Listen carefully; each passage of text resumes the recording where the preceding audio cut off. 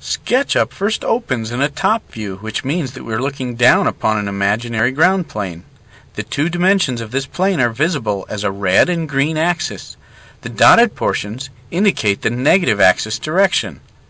Let's start drawing. First, click on the pencil tool. This lets us draw straight lines. We can begin drawing anywhere. Simply press and hold the primary mouse button to start drawing an edge. As I pull the end point of the line, notice that the current length is displayed in the lower right-hand corner of the screen. Notice too that as I pull this line in a direction that is parallel with an axis, the line turns the color of that axis. I will release the button when the line is long enough, or just enter the length after indicating the direction I want. I'll enter a length of 12 feet, and the line becomes that length. I've intentionally left the dimension of this second line visual and loose to demonstrate that I can draw as accurately or as loosely as I want at any time.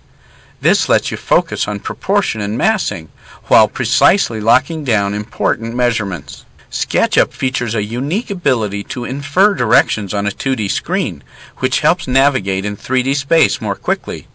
An inference is indicated by a colored dot under the mouse cursor. As I move the cursor over a line, SketchUp indicates when we are on that line with a red dot. Endpoints of lines show as a green dot, and midpoints display as light blue or cyan.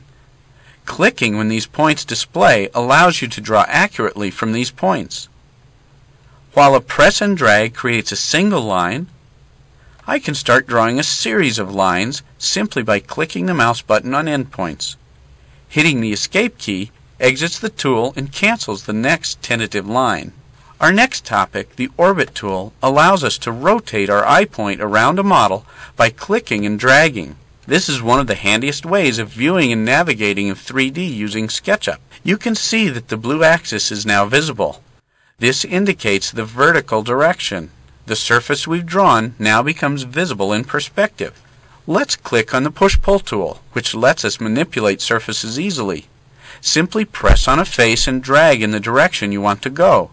In this way, flat faces can be extruded into 3D volumes.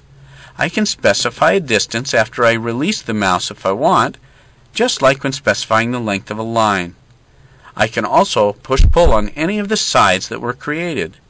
Try practicing these techniques for yourself.